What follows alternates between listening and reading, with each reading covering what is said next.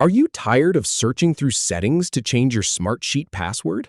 Learn how to change it in under 2 minutes. First, we'll navigate to your profile, open Personal Settings, then follow the simple steps to update your password. Go to the Smartsheet homepage.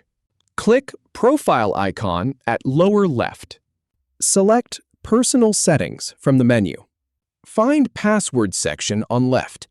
Once you've found it, click on the Change Password button.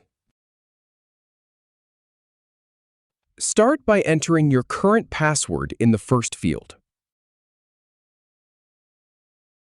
Now, type your new password in the New Password field.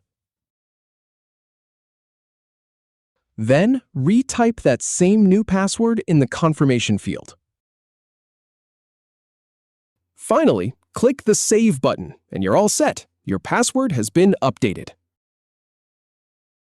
If you have any feedback, or if any info is inaccurate, please leave a comment below. We'll do our best to answer or redo the video if needed. Thanks for watching.